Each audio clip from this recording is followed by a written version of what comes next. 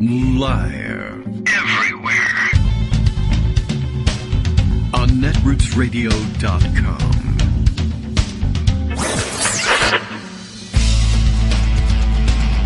David Waldman. Kagro. In the morning.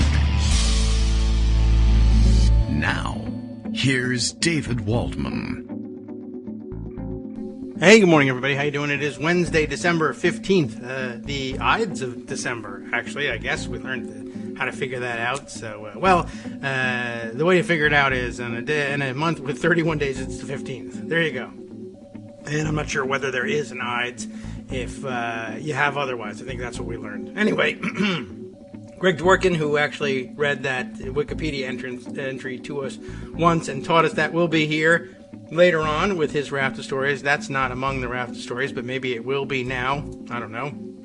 Plenty to discuss today. Treasoners out there still treasoning. As we said, pandemic out there still pandemicking, or coviding, as we put it in the morning post. But plenty to cover. And then, all the rest of the political news. People being held in contempt. People being charged with crimes. People confessing to crimes over text. People confessing to being angry about confessing to crimes over their texts. And then getting on television and pretending that they didn't do any of these things. All the regular features of a, daily political program here in the United States of America. Now, anyway, thanks to 4 years of insanity, because we accidentally elected a crazy man. Oh, well. Anyway, we'll straighten all of this out at some point during the day, and Greg will help us do it. But for now, Bill helps us tell you, break the breaking news. So we're on the air. Hello. I know, but it's a tradition on this show. We all understand exactly where he's coming from. It's Portland, Maine, so what do you expect? The Kagro in the Morning radio show is live now. This morning, Kagro X will break the world record for scratching his chin. Oh, yes, let me start doing that now. What's the good... should I capture this as a sound effect? Shall we? Does that sound like I'm scratching anything? Can you tell I haven't shaved in a little while? Okay. That's why we don't do video on this show. Anyway, this morning, Kagro X will break the world record for scratching his chin and murmuring specifically, well, what do we have here? So this, now that I have neglected to shave a little bit, I guess I could do the stroking of the chin, like there's a little bit of beard there, sort of, kind of. It's a little in the early stages. But I don't know. Anyway, can't let it go for too long because the production crew is coming back from COVID land today, so we'll see how that's going to go. A couple of days in Utah, which during her stay dropped down from 6th most infected state to date in all of this time to 7th. So that's good news. Maybe she will escape all of this. The masking report from out of Salt Lake City, not great, but not totally absent either. If the Atlantic was to be believed, no one is masking anywhere outside of New York City. So only the people who, the Pace Picante sauce crowd are not masking, allegedly. But, about a third to a half of the people were masking fairly regularly, and they need to do it for work, and she was mostly there at work anyway, so that's the Utah masking report for today. Here's the Greg telephone ringing report, and I'm proud to say that it's ringing loud and true, which means that Greg will be on the other end of the line. Good morning, Greg. How are you? Good morning. I'm pretty good, actually. Okay, well, that's good. I'm so glad. Apple did something weird. Oh? Now what? Well, normally I start the day by crazy. listening to the live stream, which I have on the old Apple Music. Have they changed it's the name music of that now, again? but it used to be iTunes. Yeah, right. And for some reason they threw you off yesterday. It's gone. Well, good. What? Really? And I thought, maybe they have this new podcast thing. Well, no, it's not there either. So I've been trying to figure out, how do you find a live stream on the new Apple stuff? And it doesn't look like you can. So instead, I went to the Netflix radio homepage, which is the simplest, easiest way to look for it, and of course found it right away. But that means I won't be accidentally hanging up on myself because I thought I was closing music, and instead I just shut down the Skype call. Oh, whoops. So Okay. technically, I think that's an advance. And it's important to recognize these technical advances. Here's another technical advance. It's now pretty common to do a crap search for COVID RNA. And so what they do is they go to wastewater treatment plants and they check and see and try to look at the crappier parts of town and see whether or not there's increase in the signal. And in fact, in Boston, there is. What a crappy town. Yeah. So, if you go to that part of Boston, you find that COVID-19 RNA was spiking way more that's what than it last is. time this year. Spiking is not a pun for them. Okay. And that's the bad news. The good news is it's coming down rapidly as well. And that's similar to what we're seeing in South Africa. Okay. So you see a spike of, a lot of people have it and then not so much. The good part of a spike is it only is a spike if it drops down quickly. Right. The bad part of the spike is the upside and the good part of the spike is the downside. Yeah, right. Otherwise, it's just a large number of people are sick, and they'll be sick for a long time. So spikes are okay. That goes into the pile of we don't know what this means yet, but it's relevant because if we see a rapid spike and a lot of people getting sick, but they're not that sick, that's good. And, of course, we don't know that yet. Now, here's to go with that in the news. Cornell University reports more than 900 COVID-19 cases this week. Many are Omicron variant cases in fully vaccinated students. So they didn't shut down by sending everybody home, but they shut down by going online for a bit. Yes. Right. Okay. So virtually every case of Omicron variant to date has been found in fully vaccinated students, a portion of whom has also received a booster, said Vice President for University Relations Joel Malina. That goes along with the story we told on Monday about the California people going to the Midwest for a wedding and then bringing it back. Yes. So, you have to still, take precautions. As Mike the Mad Biologist notes, it's a good article about the UK, Omicron wave driven by young, healthy, vaccinated population. But a weird headline because do they think other waves were not spread by younger people who were out and about? That's a typical pattern. It's dog bites man. Oh. I do realize this has implications for determining disease severity, but the pattern of spread is typical for these kinds of diseases. So if you see it at Cornell or if you see younger people in the Telegraph in the UK, if younger people are going out and socializing and spreading it to each other, even if they're vaccinated, that's what happens. Yeah. And that's one of the reasons why you want to vaccinate everybody. Okay. I think we should do if they stay healthy and young, well, they can't I don't stay want them young. to stay young because there's a bad way to stay young. But if they stay healthy after being vaccinated and don't get that sick, that's still a win. It's just not the win we want because it turns out that if you're older, you get pretty sick. Yes. So you really don't want that don't spreading sick to everybody or else, don't and get that's older. part of the deal. So that's what's in the news. Yes. Okay. And at the same time that's happening and you think, okay, well, maybe it's not so bad. This is a piece from New Hampshire Bulletin, Inside ICUs and ERs of flooded hospitals and endless loop of preventable tragedies. We talked the other day about New Hampshire running out of ICU beds and sending the folks to Albany, except Albany's running out of ICU beds. A young unvaccinated mom of 3 was more fortunate than some after being admitted to Catholic Medical Center's intensive care unit. Before she died, she had time to call home. Oh, geez.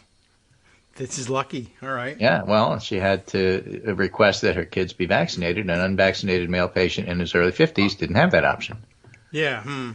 He needed a breathing tube placed down his throat within 20 minutes of arriving. And after that, they're paralyzed, so they can't talk. Yeah, well, that's the tubing. Okay. Yeah. Not good. So, no, it's not good at all. The awareness often comes too late, especially for those who think youth and health are protection. The leadership teams are the CMC and Elliott Hospital, both in Manchester, allowed the bulletin inside the emergency rooms and ICUs in recent days, hoping scenes on the front lines would persuade the unvaccinated to get vaccinated. So 2 years it's into one of the they were attempts hoping. to use a different messenger to try to get the message out, which we have to keep doing. I guess so. Though I don't know what the different messenger is. I mean, isn't this the same messenger we were trying to use to get the message out 2 years it's ago? local. Okay. All right. I see. You know, So fill in your hospital. It's like when Trump faces impeachment charges in the Senate, and a Florida paper says area man impeached. Yeah, okay, that raises interest, right? It does. Do I know so, that guy? that's the kind of thing you have to do. So at least for New Hampshire people, they'll be paying attention, Right? even if they're not paying attention anywhere else. Now, maybe the numbers, nobody lives in Utah, so maybe the numbers are small enough so that when the staff at Kagro in the Morning World headquarters went there, they just lowered the numbers. Maybe. I don't know. We'll see. But we're going to two the people store to arrived buy. there, and that just changed all Right. the denominator to the point where now we don't see disease It's anymore. not that small of a population, but we'll see. Anyway, we're going to we're going to the store for home tests today. That's for sure. I'm doing that, and Costco, I am told, will take us on a walk-in basis for those boosters too. So That's a wonderful thing. That's all a wonderful thing. So, Yeah. I wasn't making fun of Utah in terms of nobody lives there. Well, I was making fun of actually me. doing a segue into the next part here, which I think was sort of amazing. A fellow named Matthew Walther, Ha! I know this guy. had a piece in the Atlantic, Yep. and it's titled, "Where I Live, No One Cares About COVID." Right. Stay there. Outside the world inhabited by the professional classes in a handful of major metropolitan areas, many Americans are leading their lives as if COVID is over, which has sparked a tremendous amount of debate. I mean, it's a horrible article, Yeah, the guys. but you know, but it's troll. also true. But, yeah, you have to read it to be aware of the fact that there's people like that, and not all of them are published trolls. One of them is. Yeah. He's the editor of The Lamp, a Catholic literary journal, and a contributing editor to the American Conservative. And, well, let me just give you a taste of I it. should hook him up with the Catholic hospital in New Hampshire that you were just reading about and let him talk. Exactly. That's right. In November, my wife asked me whether I had seen an article with the remarkable headline, "Is it safe to go to Thanksgiving dinner? Is that from last year?" I said, "No, it's from a few days ago," she said, her voice sinking to a growling murmur. Rawr. Must be a full moon. She's a werewolf. Yeah. Be careful you It's don't burn people, your she Christmas tree down. Right? Mm-hmm. So that wasn't completely well accepted by a lot of folks. Yes. Goes on to talk about, well, we're not doing anything, and only you elites and metrosexuals, are doing this sort of stuff.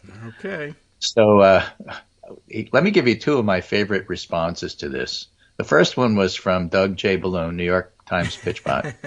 He Yes. said, "In this 14th century English village, nobody cares about the plague." It's true, and it was true then too. Yeah. When I drop my kids off at the homeschool co-op and head off to plow the fields, we all have a good laugh at the elites in London. Yes. By the way, yes, my favorite part of that was the very precious news to find out that he participates in a homeschool co-op. Not like you liberal elites from the big cities. Right, exactly. Okay. But perhaps more to the point, Josh Barokas, who is an ID researcher, infectious disease researcher, University of ID. Colorado, Yes. Okay.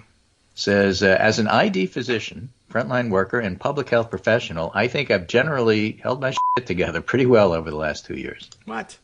What's He doing? says. Okay. Okay. Quote. Let me actually give you the reference here because I'm doing this as we go along today. Okay. Not lashing out, being civil, but this garbage in the Atlantic undid me. And let me explain. Read the article first, of course. Eh. The author has completely invalidated my and my colleagues' work for the past 2 years. We have tirelessly treated patients who didn't listen. We were just talking about this in New Hampshire. Mm-hmm. We comforted them when Among they were Catholics scared. even. We walked into tents to help vulnerable people without personal protective equipment because at the time they didn't have it. Right. We've given up our lives. We've spent countless hours apart from our families and friends. We've fallen ill and in some cases died for our fellow humans. That is And right. what the Atlantic and this author did was not say thank you for your service. They said F you. They said you've wasted your time, you academic elitist prick. Mm-hmm.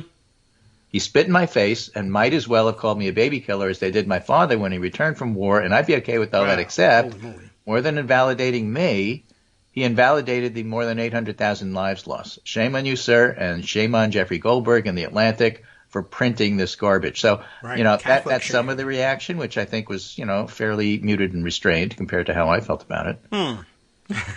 Okay.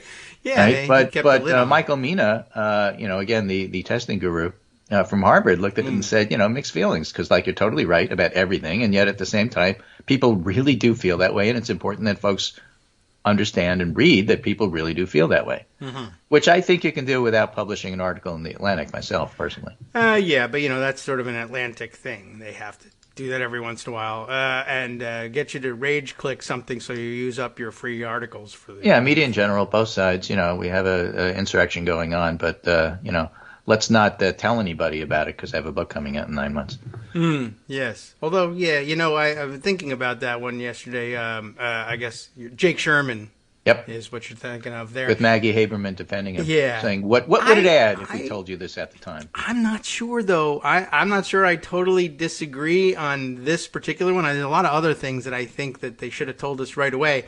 But I'm thinking at the time, well, you remember, you told me all the stories. What it adds is they knew about it. Well, yeah, but, it doesn't at that point. What it becomes they knew about it when in the context of having Meadows' phone in hand, thanks to a subpoena, they're able to say, we at least know they knew about it and they got these texts. You've told me a number of stories. They knew about it because he texted them. Yeah, but we don't know anything about what it means. Is I texted into the ether and nothing happened. I didn't get a response. They didn't send anybody. They didn't indicate I even got my text. Did you talk to other people and find out who else texted him? Was that a story? Did he write that up? No. I don't know. He did write it up in the sense that we spent a long time reading all the stories of all the journalists who felt personally endangered because they were in the Capitol that part day. Was and they told all of that. What wasn't publicized was their efforts to make sure that people who were in fact in charge, in power, and had the ability to do something about it, they were aware and did nothing. That is a story. It's a story now. It's the a story same story that's being published now. They knew then. It's a story if you can prove it. And what we couldn't prove was that they had gotten or paid any attention to the texts. Well, that's fine. The additional part of the story that says, I wrote them, I don't know what they did with it, that's still a story. And what if they get that from 9 other people? I just don't think it's a good story. I think the story of, this is what happened, this is how I felt, we were totally in danger, 10 other people also thought we were totally in danger. Here's my marker, and they tell that story, when we get to it later and find out what they did with it, we'll fill in the rest of this story. But holding it back because, it's only part of the story, it's ridiculous. I don't know. I don't know that there was even a conscious decision to hold it back. I think that the issue was they told the story, they told how they felt, they told how many other people felt that way. They did endless work on that. And then they said, there is an element to this story that I didn't tell you. I texted this information also to Mark Meadows. And that's the end of my story because I don't know what happened to it. I don't know if he got it. I don't know if he read it. I don't know if he cared. I don't buy that for a minute. Yeah, We've been talking about Mark Meadows for weeks now, and he just decided to tell it yesterday, and that's only because Liz Cheney read his text. Yes, that part is true. I don't know if he knew how important the committee would think his texts were. But now that in the context of, look what we found on his phone, it's a bunch of messages saying, help, help, help, we're being threatened with death here. That's interesting. And then say, who sent those messages? Well, actually, okay, it was this guy here. All right, now that's a story. Now that we have the phone, to me, that's a story. It's not that it isn't a story. It's that I'm guessing that at the end, if you tell your editor, I was in the Capitol, I was afraid I was going to be murdered, there were people smashing the windows, blah, blah, blah, all that stuff. And he say, and not only that, not only did I just tell you that, and not only are we going to tell everybody in the world that tomorrow, but I also texted it to Mark Meadows. He'll say, you know what, I think that's like 17 when the reporters were writing there, we were there and we were scared. Yeah. It would have been fine to simply include, and we also texted Mark Meadows and other people that we were scared. So, and then the rest of the story happened the way it happened and it played out. You have your marker down. Well, that's true. But and then you go back and you refer to it. Alongside a report that the minority leader of the House of Representatives, Kevin McCarthy, also made a phone call to the president, connected with him. Which is still a big effing story, which we know about because it was cited at the time. This falls in the same bag. It falls in the same bag that it happened at the same time. I think as an editor, even, sitting there and saying, I don't know, well, on the one hand, McCarthy calls Trump, connects and yells at him, and they curse at one another. And the reporter who's reporting that texted Mark Meadows, but we don't know what happened to the text. Put the phone call story in there. That's what I'll include. Well, the difference is that McCarthy, of course, denies it later, and that McCarthy was a responsible person in the sense of having some degree of power. Mm-hmm. But it's all coming out now. The bigger story, of course, is in Jake Sherman's text is just sort of like, just added to the annoying things that people think is just okay because you have to play both sides, and burying that as part of playing both sides, in my view. But the bigger texts that came out, I think, are the members of Congress, who Liz Cheney cited, far bigger, as well as Fox News hosts. Right. I mean, obviously that's the bigger story. Those are the largest ones because they actually, pretended that they didn't care. That doesn't get Dick Sherman and others who texted Mark Meadows off the hook for not telling us what's going on here. It doesn't, but I don't put them on it, so they're not on the hook. But it's not as big a story. So we don't need to get them off. The Fox News host cry smear campaign after their damning texts are revealed by January 6th committee, says Ross Story, and my friend Stone Kettle on Twitter says, tell them the texts were found on Hunter Biden's laptop if they're worried about smears. That's a better plan. Right? So you have that. And Kyle Cheney says, I don't think this one is fully sunk in yet. A member of Congress suggested that the GOP-controlled states anoint Trump electors before those states were even called. Right. This wasn't overturning the election. 4th. This was scrapping democracy before the votes were even counted, says Kyle Cheney. The exact text, as released by the committee on November 4th, 2020, a lawmaker to Meadows, here's an aggressive strategy. Why can't the states of Georgia, North Carolina, Pennsylvania, and other Republican-controlled state houses declare this is BS, where conflicts in elections not called that night, and just send their own electors to vote and have it go down to the Supreme Court? And the answer is Constitution. A lawmaker. Yeah. Well, they don't know what's in that weird document. It's written funny. The S's look like F's. Well, the candidates in the box, that box didn't include things like the Constitution and explanations of like what happens in a crisis. Although I think they had abandoned those F-looking S's by the time the Constitution came around. I don't know if they have those in the script. That's in the Declaration of Independence. That might be Thomas Jefferson's fault. Maybe. Okay. Well, yeah. I mean, it's beyond nonsense. I mean, they hadn't counted anything yet. And then it developed into that weird strategy that they had that, all of these elections are illegal because the state legislatures didn't approve the dimensions of the drop boxes. And, again, it's this is not how it works. The legislature gets one chance, to decide prior to the presidential election, how will we choose our electors? And if you choose election and then hold the election, you can't say, well, we lost the election. I didn't mean election. I meant selection. Yeah, that's not how that stuff works. That's why it's not done that way. So Scott Lemieux points out on Lawyers, Guns, and Money, the fact that Mark Meadows did his business, including the insurrection planning with his private email account, is just exquisite. Oh, right, true. Raleigh News and Observer editorial board, Mark Meadows, this is embarrassment to North Carolina. Congress should take a hard line with him. Okay. When will the North Carolina Republican Party censure Mark Meadows? The answer, of course, is never, but that won't hide the embarrassment.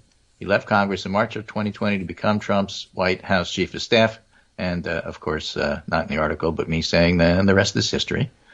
So Meadows got contempt charges voted yesterday by the House late after having the debate about it. Interesting stuff. Yes. Jennifer Rubin writes, Mark Meadows has already established a coup plot. Do we care enough to save the republic? Multiple pieces of evidence have emerged pointing to a deliberate effort to overthrow democracy. And it is former White House Chief of Staff Meadows who's key to piecing them all together. Now we just need to see if the country cares enough to hold all those involved accountable. Another thought occurs to me, which I still get angry about this whole Jake Sherman stuff. If you think that it wasn't relevant to talk about at the time, it certainly was relevant when we started talking about why didn't the National Guard move? Because part of that discussion is, well, did they know? Well, who knew? I mean, who asked for it? Who's in a position to make changes or move things? Well, Mark Meadows is chief of staff. And if the people in the building are specifically targeting him, texting him, telling him what's going on, then the chief of staff of the president of the United States knew what was going on. And if that's the case and nothing happened, then the non-movement of the National Guard becomes even more questionable. And it was being questioned last week. We went over the timeline on the show. Well, that would be a perfect time to bring that sort of thing up.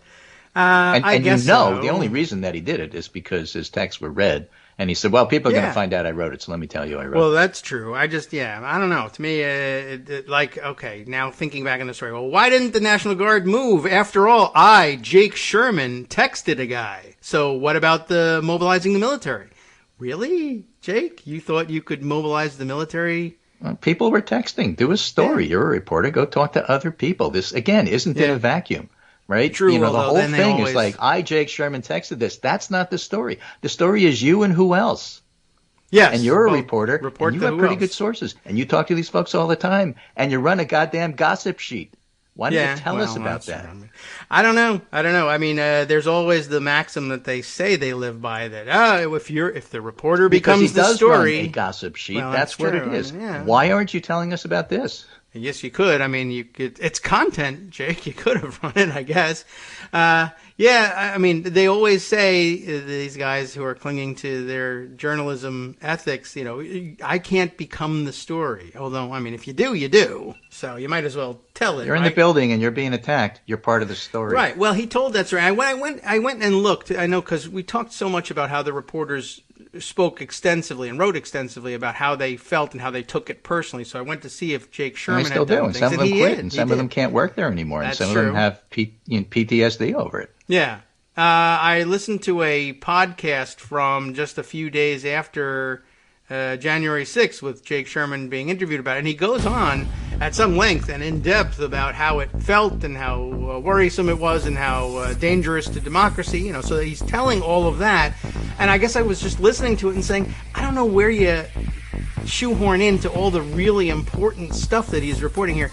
And also I texted a guy, and I don't know whether he got it or not, but he was an important guy. So I kind of felt like this is a useless appendage here until we get that phone. That's the way I felt about it. So we'll be right back, feeling about it differently, I think. Hi, it's me, David Waldman, the same guy who was just talking to you a second ago.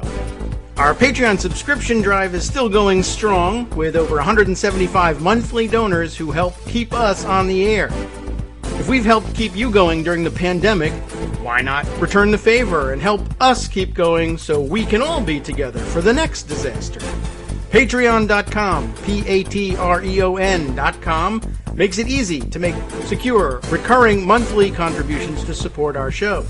Patreon.com/KagroX gets you straight to our donation page. Maybe you'd like to thank us for keeping you sane during the Trump era.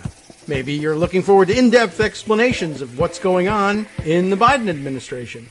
Whatever it is that keeps you listening, we need your help to keep bringing it to you.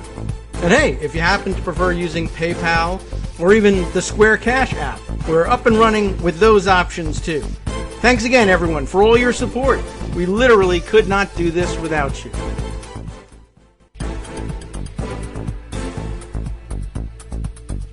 Welcome back now to the Kagro in the Morning Show here on Netroots Radio. Our 2 minutes are up. I changed my mind. Jake Sherman should be thrown out of an airplane. I don't know. Well, I don't think he should be thrown out of an airplane. But, the annoyance is built into what they do. This is a Politico playbook from yesterday. What the left doesn't get about the media. Could have been describing me.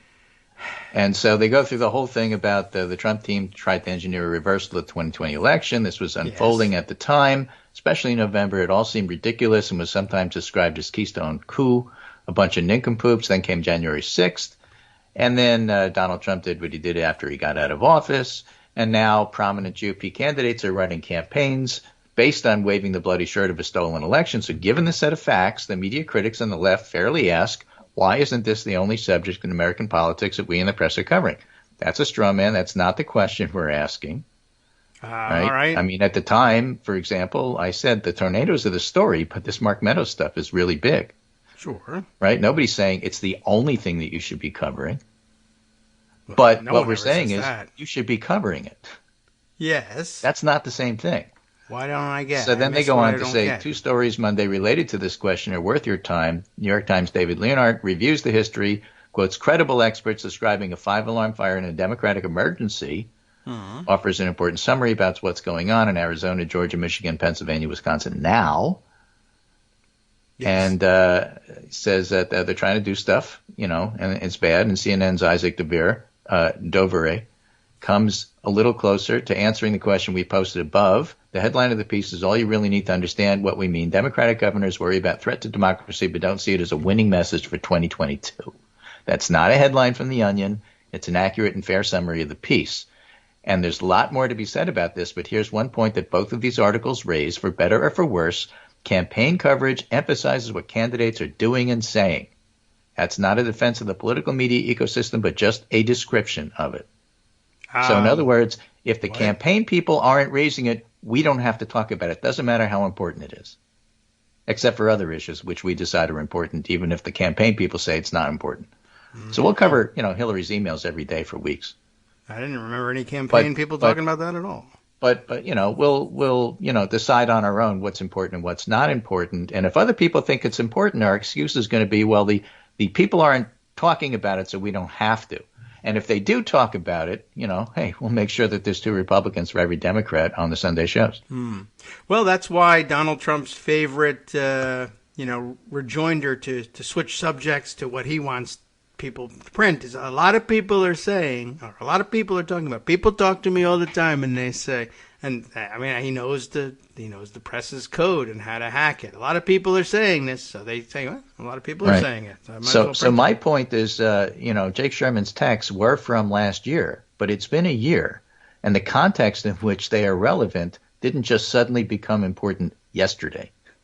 No, it was important to have Mark Meadows' phone on January 7th, but we didn't. Yeah, that we didn't. So, a lot going on, and it's interesting. It's getting more interesting. Jared Yates Sexton, who has been following, I remember him going to some of the first Trump rallies and saying, guys, this stuff is dangerous. To understand Fox News and the modern Republican Party, you have to understand professional wrestling and the concept of kayfabe and shoot. Mm-hmm. Right? Kayfabe is fake. Right. It's performance. And shoot is real, straight shooting. That I did not know. It's all carny talk. It all comes from carnival stuff. Huh. All right? Okay. And to understand Fox News, you have to understand this. So what they do at night is kayfabe. It's performance. And the text that they send to Mark Meadows saying, hey, this is bad, you better do something. That's shoot. That's real. Mm-hmm. And shoot in this context in wrestling means you did something that was spontaneous, that was real, that was unscripted. That's bad. You're fired. All right. It's like when wrestlers actually get mad at each other and start fighting. That's not the script. Happened. The script was written. You're off script. You're never going to wrestle for me again. All right. You were supposed to lose, and instead you beat the crap out of that guy because you got mad at him. Kinsley Gaff, sort of. That's shoot. You can't do that. Huh. Okay. I think I get it, right? The wonks call the Kinsley Gaff, and the wrestling fans call shoot. Yeah. So, that's part of what's going on here. Interesting. So you have specific texts from some of the Fox News stars. Yes. And they're basically texting like they're Jake Sherman. Yes, right. Okay. That is also And then they true. go on the air that night and saying, oh, it's all a scam. They're just trying to leak stuff to embarrass us. Yeah. Right. And at the time, so people are looking at that and saying, well, what's the import of that? What's that going to mean over the course of time to Fox News? After all, Mike Wallace left and they're losing their credibility. And now we know that they're lying to us. What does that all mean? Yeah, I don't know. I mean, are the right people asking that question?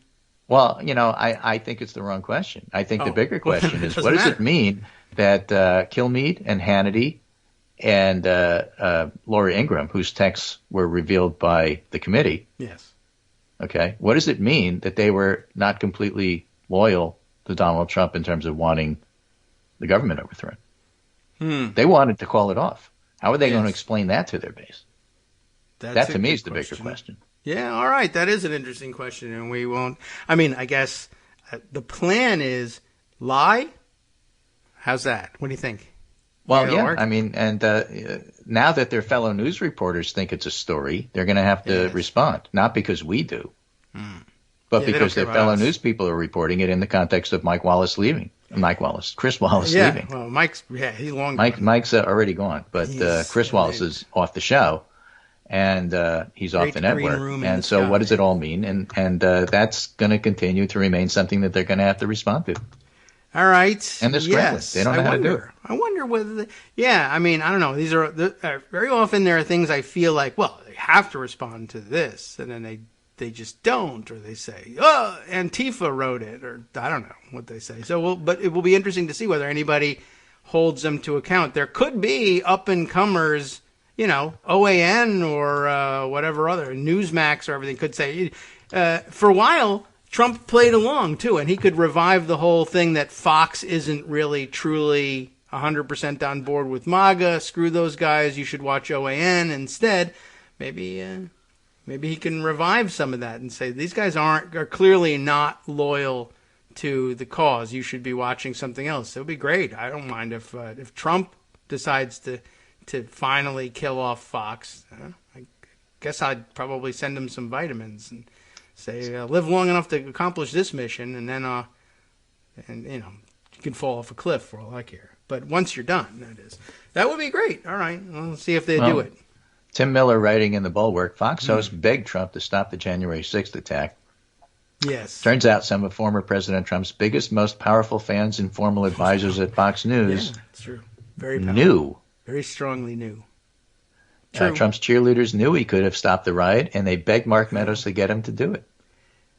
Now, you could argue Jake Sherman didn't know that Meadows had a link to Trump, and Trump could have stopped the riot. Well, but the Fox I don't News think people that did. either. But I mean, I think everybody assumed that Meadows had access to Trump. It was just a question of, well, why for would one you thing, assume is that? he- Don Trump Jr. had to text Meadows to tell his father, and that doesn't mean that Don Jr. had access to his dad. Yeah, he probably doesn't. Although, there's also the possibility. We don't know I anything whether- about who had access to who.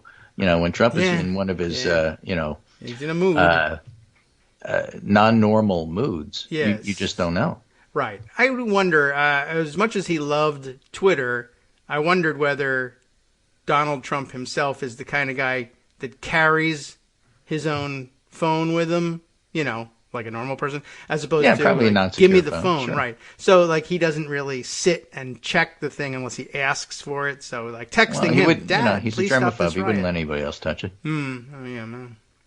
I don't know. So the Bulwark says, turns out some of former Trump's biggest, most powerful fans and formal advisors at Fox News knew he did something terrible on January 6th, and so did his family and members of Congress and Trump administration officials. They knew he was enabling the riot. How do we know this? Because they explicitly begged his former chief of staff, Mark Meadows, to ask Trump to take action to stop the riot in real-time texts as the destruction unfolded that day. These texts, which are devastating in detail and depict Fox hosts acting more as crisis communications consiglieres to the president and his journalists covering his administration, That's were an issue. revealed by the January 6th committee at a contempt hearing from Meadows Monday evening. Trump, of course, didn't take any action. Right. Well, he did. He kept attacking. Right. Laura Ingraham. that's Hey, another Mark, thing the to think president about. needs to tell people in the Capitol to go home. This is hurting all of us. He's destroying his legacy. Brian Kilmeade wrote, please get him on TV, destroying everything you have accomplished. Sean Hannity wrote, can he make a statement, ask people to leave the Capitol? Trump's family members, he's got to condemn this crap as soon as possible. The Capitol Police tweet is not enough. Donald Trump Jr. texted, and Meadows responded, I'm pushing it hard, I agree. So at least Meadows responded to those folks. Yes. All right. So that's useful, too. We know that he received those texts and got it. The Laura Ingraham one was interesting.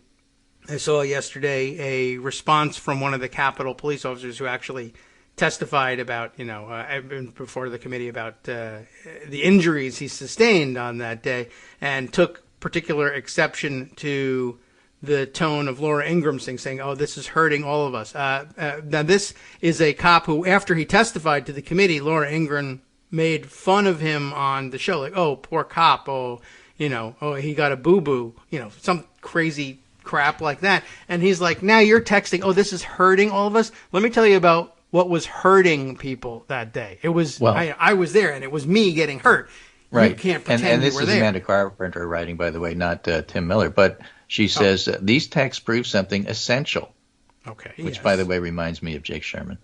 No matter what they say now, Trump's loyalists knew at the time that what was happening at the Capitol was not a peaceful protest. right? You want to put Okay. Jake Sherman tweets in context? Who was it? Mo Brooks? I can't remember. Andy Biggs, one of those guys, was claiming that this was just a bunch of tourists coming through the Capitol at the time. Later. Well, it was a couple days later than that. Well, that would have been a good time to release those texts. They knew it was a dangerous attack on American democracy, and they knew that Trump was responsible for it. That's why they sent the text pleading with him through his staff to make it stop. That's the context. Yeah. And so for anybody claiming that it was all peaceful, it was all nothing, it was just tourists coming through, which was a lot of chatter at the time we don't remember anymore, but contemporaneously, it was being pushed by a lot of Republicans. Yes, that's true. Although, again, I believe that the actual timeline is that it took them some time to come up with that excuse. Well, they were shell-shocked. Really they didn't have anything to say that day or the day after. It took a few days. Right. But within a week, they were pushing this. I will, yeah. I mean, I'll check that how long it doesn't really matter how long it took. It's a lie whenever they come up with it. Well, that's the context and time at which you can say, well, look, that wasn't true, and they knew it wasn't true. We know that because we texted them. Well, what's your response to that? I agree, but another way of responding to that, which is the way they did respond to that, is that's a lie, that's untrue. I was there. I personally witnessed this, as I reported at the time and as I reiterate now. And somebody said, but you also texted. Well, okay, yes. I just didn't think that was the important part of the story. I was there. I witnessed it. I've said so. I'm saying it again. This is a lie.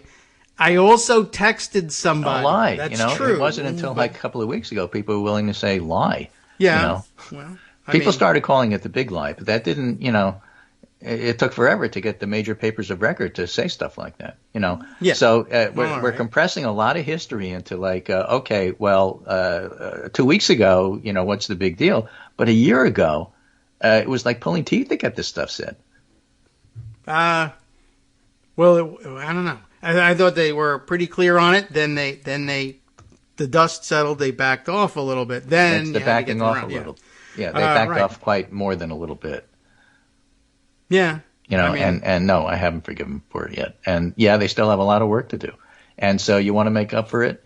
Stop covering it as a both sides issue, and stop NPRing the entire insurrection. It's a big deal. It still matters, and cover it accordingly. Okay. And no, you're not off the hook. Yeah, well, I guess not. But, I just thinking back, trying to put myself in the context of the time, I'm still struggling to find out why what it adds to say, not only am I bearing personal witness to this, not only am I reporting my personal witness to it, not only do I say that what they say now about what happened that day isn't true, but I also writing a texted 3-time-a-day gossip sheet add? I don't know. I mean but that's not in. I don't understand. I don't understand that question. Well, you don't. Well, I could write all this other stuff that really is irrelevant, but this one, which is relevant, you could say it's irrelevant because it's not provable in court. Well, I don't say it's not relevant because it's not provable in court, but it isn't. But also, I guess, like I said, if you say I witnessed this, yes, but did you also send a note about it into the ether? I did. Aha! Ether. Now, what are we? Now we've really got you. Well, I don't understand. I said what happened. I told you what I saw. I told you that what other people said they saw wasn't true. Yes, but you didn't tell us about clicking out with 2 thumbs to possibly nobody. I don't really care what the exact content or quote of the thing is. The fact that he was trying to contact people like Mark Meadows on that day because they were scared, I think is a relevant fact. Yeah, we now know. It's not irrelevant. They say it now. It's still relevant. I mean, to me, if you had texts, and you had texts from Republican members of Congress who later changed their story and said it was all just tourism. Which we're going to have. I would say, all right, this is all going to be. Those are the ones that are It's all going to come out now. I don't think, I really do not think that this is all going to turn out to be a relevant kayfabe. I think that the January 6th committee isn't going to have smoking guns, and these aren't smoking guns, but they're going to be pretty interesting, and it's going to be pretty interesting to see who those texts were from members of Congress, which I think is more important than the press. That's far more. But it's all part and parcel of the same thing. There's a lot going on here. I think Trump is going to still continue to lose in court. I think the National Archives stuff is going to wind up being added to this. Yes, hopefully by yesterday. The next month.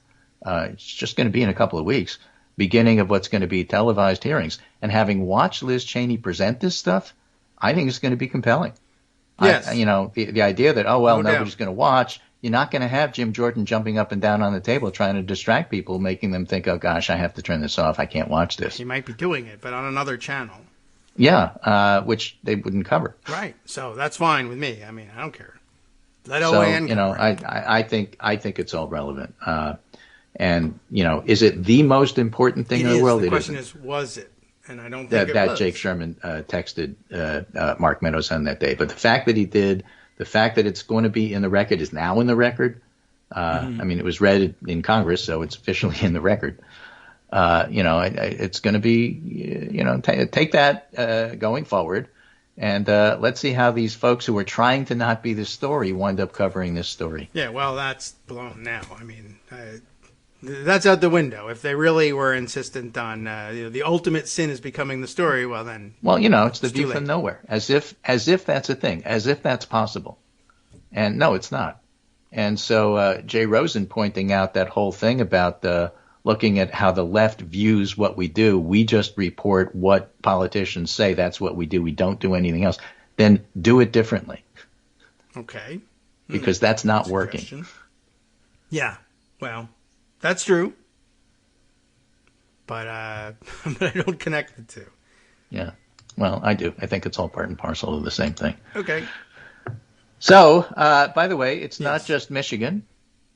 It's not just the United States. In case you were wondering about, how bad things get, this is from The Hill this morning. German state premier targeted in anti-vaxxer murder plot. What? Murder plot? German police revealed this week that anti-vaccination activists constructed a plot to murder German state premier Michael Kretschmer, who, by the way, is CDU's conservative. We're here to assassinate your premier. And because it's a little difficult to get guns in Germany, it's not the United States, they were thinking of using crossbows, which is a twofer, because, it's let's bring the medieval purism into this, and at the same time, let's knock off one of the people who we don't like. Wow, I mean, it must be sanitation time. But that's okay. And what an interesting thing. I didn't mean to laugh that they were trying to assassinate somebody with a crossbow, but crossbow? Okay. That's a little weird. I'm glad to know that was the case, but... I guess the gun nuts say, hey, you outlaw guns, they'll just try and get anything. It won't matter. They're maniacs. That's the real issue. Well, okay, I guess that's true here. So police made the announcement on Wednesday detailing that the group Dresden Offline Vernetzung made plans to kill Kretschmer, who was the premier of Saxony. The German state also reportedly has the highest COVID-19 infection rates and lowest vaccination rates in the nation, according to Reuters. Saxony does? Okay. Saxony does. It's a very conservative area. All right. Members of the group allegedly created a group chat on the messaging platform Telegram. Does this sound familiar? It sounds like what happened in Michigan with the governor. Yes. Where they discussed possible possession of firearms and crossbows. Wow. Saxons. Those Saxons. If you need to pick a side in the Anglo-Saxon group, I guess go with the Angles. That's awful. This is Saxony, so... Yeah, well, doctors, journalists, and politicians have been among those attacked in Germany in past weeks as protests against vaccines have become increasingly violent. The news outlet noted over a dozen German politicians, media outlets, and establishments have reportedly received threatening letters. And the new chancellor, Olaf Scholz, who took office last week, announced in his Wednesday address that the German government's actively working against the violent protests. So that's, it's good that he's working against it, but, this stuff's real, folks. Yes. Is that a crossbow in your pocket, or holy moly? Well, or are you angry to see me? I guess so. Right. I'm furious with you, and as soon as I finish this trebuchet, I am going to kill you. So, all right. Well, these are important things that we're going to, I guess that just, that's really something. And going back, the original Saxons, that's like they're still angry and still uncontrollable. Yeah, so I am still and have been and probably will be for months now. White Saxon Protestants in the mindset of Well, let's just assume that these are just two political parties who have disagreements about how to approach democracy in the United States. No. One side is pro-democracy, one side's anti, and you can't say, well, I just have the view from nowhere, and these are equal positions, and, one side tried to overthrow the government, and the other side is having trouble reaching consensus. So they both have issues, and so let's just cover it that way. Yeah, well, I think that's an easy way of doing it. Normal, both sides kind of thing. Just again, the Saxons, right? I'm sure they felt differently about the Norman invasion, for instance. But we're just saying, one party, the Normans, said they had a claim on this island that the Saxons had previously settled, and they had an election of sorts at Hastings, and that's the way it goes. That's politics as usual. It's just both sides engage in this sort of thing. It's been going on for a long time, and I guess they're still at it in Saxony. So you brought that up about the Michigan governor. Yes, we've had that same problem. I just happened to see something weird came up in that context yesterday. Apparently, Michigan has some odd laws on the books thanks to their Republican legislature about I guess it was used to crack down on bloggers and online personalities that whip up anger at the Republican regime there. And someone was pointing out they have some odd laws about if you write something online that incites others to violence, you can be held liable under some weird Michigan law. And as people were talking about that, others in the discussion on Twitter, I'll dig it up, but we're saying, would that count, say, against Donald Trump tweeting about Michigan's governor and then later having a kidnap murder plot against her inspired by his anger? But I gather that probably wouldn't apply to him because something Republican, yada, yada. They'll repeal that. Or the Supreme Court there perhaps will say, we didn't mean that. What we meant was basically like if you write about, say, Black Lives Matter and then there's violence at a protest, that's your fault. But well, the trouble with laws like that is they sometimes get applied to the, shall we say, the Kagro in the morning YouTube problem. Yes, right. That is to say, if you repeat something that you didn't say but happens to be in the public domain and is news, right. You get dinged for it because you repeated something that is in the public domain and already out there. Yeah, that does happen. It did happen. And it does happen. I'm afraid it'll happen again pretty soon, too, because we keep reading the news. That's the problem. And, yeah, we'll run into that a lot. I wondered whether your original questions about what happened on Apple had anything to do with that. But by the way, were you saying that, like, all the podcasts are gone or just mine? Well, yours is the only one that I had a hot link I guess to, that's true. So I could turn it on every morning and say, well, what are you saying in the first 5 minutes before I get there that I have to undo? Right. I was nominating Jake Sherman for wait president. a minute. The whole entire link is gone. Where is it? So I tried to search through music. You can't search. Huh. They took the search function away. That seems like a great improvement. I looked it up online and said, well, they have they separated the apps, and now they have a separate app called podcast. Oh, well, maybe I'll look there. Well, no. Are they going to tell anybody? You can search podcasts, and what I'll get is the same thing I get on YouTube. I get yesterday's show and all the shows, so I can listen to anything that's already out there. Yeah. But where's the live stream? And that gone. All right. Well, yeah, I don't know. They didn't tell us, and they probably won't. I'll get a notice later on. It says, by the way, you have to fill out the same forms, 100 times that you filled out already for us to continue to publish your thing, but under a different section name. Fine, I'll do that. I wondered whether maybe they just said, all right, we'll move all the podcasts here, but live streams, that's a channel that we can make premium and sell to people and put all the live streams on it. And if people want live streams, they should pay extra. And well, maybe, but that information is hard to find. So well, they're not ready. I'm on figure out how to the charge Netroots radio page. That works. Okay. Well, that's always a good backup. They're not going anywhere, and if they do, we're going too. So we'll see. But you can always go. It's a good lesson for everybody. If they have trouble, whether it's with Apple or any other platform, you always go to the Netroots radio homepage and find it there. So okay, good. we'll do that. And if you text me that, it's news. Just so you know. Well, is it news if I don't tell anybody? And what if you don't answer me? Yes, and we'll be angry about it later when we find out that something important happened. I told you, and you didn't answer me. Mm-hmm. Yeah. Well, like, that's good for Mark Meadows' trial. Why didn't you answer? Well, maybe I shouldn't be annoyed. It's always possible. You could be right. On the other hand, I think it's all part and parcel of a bigger issue here. There is a bigger issue here, and I don't know whether, I guess if Jake Sherman is writing a book, and I don't know why he wouldn't be, and it may very well be that we may have uncovered it early. I meant to save this for the book, but you caught me out. That's entirely possible. But it's certainly part of a big and repeating problem that we have with tell-all books that don't tell all until it's too late to do something about all. Right. In the book, are you going to write about the time he actually did respond to you, so you know he got your message? Yeah. Now, if that happens, then you'd be like, okay, now wait a second. He answered you and said, F you, I don't care, I hope you die. Why didn't you tell us that? Well, that I would be interested in. I don't think that happened. No, but if it did, it would be a great story. So I think Mark Meadows should text him that now.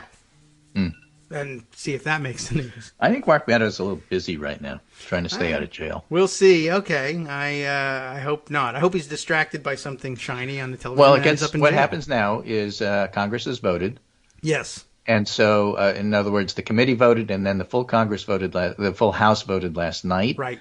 So now it gets referred to DOJ. Yes. And DOJ decides what they're going to do with it. It's a little different than Steve Bannon.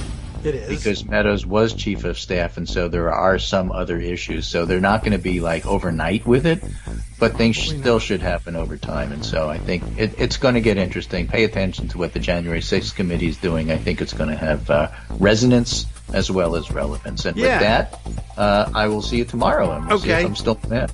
Yeah, sure. I'm mad at you. All right. Well, that's good. I'll have Jake Sherman on if you don't show up. How about that? Okay. I'll be mad at that. And justifiably so. See ya. All right, welcome back now to the Kagro in the Morning Show here on Netroots Radio. I have to open up another window on Twitter so I can scroll back and find all the things that I was talking about there. I used my primary one to click on something else, I guess, maybe more along the lines of the story, the big news out of Saxony, which really, there's so many things that could have been. Maybe that was the story about the people in the medieval town who don't care about the plague. I don't know. Saxony. You don't hear a lot about Saxony. And yet there they are. Modern Saxons just living their lives like there's no tomorrow, or that they wanted there to be no tomorrow for the premiere of Saxony. All right. Well, anyway, I clicked on this article here from the Houston Chronicle. A former Houston cop thought an AC repairman was a voter fraud mastermind. Now he's indicted on felony assault charge. And I think we knew this story. I guess this is the upshot of the story we heard a while ago about a guy, a former cop, caught up in the QAnon stuff, and he followed a guy's van around town or something, thinking that he was committing voter fraud, but he was really just an AC repairman, or I don't remember exactly what happened. But I wanted to tell you, but it's for subscribers only. Only people who pay the Houston Chronicle care about whether or not the QAnon former cop was in fact tailing a AC repairman. But I do believe I wanted to read the story in case there were some details in there that would remind us that it actually was one that we had read before. Somebody else breaks through the paywall and screenshots. It wasn't. They don't break through the Houston Chronicle paywall. That would be rude.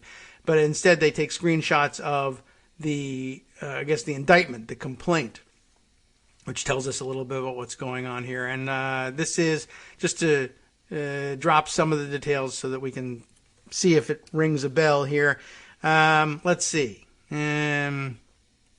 Right. DL, I guess, is the driver, the initials of the driver of the truck. DL said a few seconds later the driver of the black SUV, who was later identified as the defendant Mark Aguirre, Aguirre, pulled into his lane and struck the back of his vehicle with the defendant's vehicle. DL said he immediately pulled over and walked back to check on the welfare of the defendant who was driving the black SUV. DL said the defendant exited the black SUV and pointed a pistol at him. DL said he feared for his life. You have to say that now. That's law. As the defendant demanded that he get on the ground. Remember, this is a former cop, not a current cop, just somebody who used to be authorized under certain circumstances to do this stuff. Now doing it under other circumstances, not only beyond what he would have been allowed to do then, but certainly isn't allowed to do it now because he's not a cop. DL went on to say that he laid on the ground and the defendant held a gun to him, and then the defendant placed his knee on his back, as cops love to do. DL stated that 2 other vehicles pulled up to the scene with additional suspects as the defendant held him on the ground with his knee on his back. There's some highlighting here. Let me skip to that. DL said he was laying on the ground and the defendant had his knee on his back when the first police officer arrived, the only actual police officer to show up so far. DL has approximately 750,000 fraudulent... the defendant stated that DL has approximately 750,000 fraudulent mail ballots and is using Hispanic children to sign the ballots because the children's fingerprints would not appear in any databases. The defendant stated that Mark Zuckerberg had given $9.37 million for ballot harvesting. You see exactly how cuckoo this really is. The defendant told Affiant that Affiant can be a hero. That's one of the cops that showed up and is filing an affidavit. He's an affiant, right? The defendant told the person who wrote the affidavit that he could be a hero or part of the problem. The defendant told Affiant, "I just hope you're a patriot." The defendant stated that he had already contacted the Texas Rangers, Ken Paxton, and the regional director of the Texas Department of Public Safety for assistance with his investigation, but he had not received any help. So in other words, he texted Ken Paxton. Aha! Why didn't he tell us then? Well, he did tell us then. Okay, and it's here in the affidavit as well. So total lunatic. I'm pretty sure we did read about this story.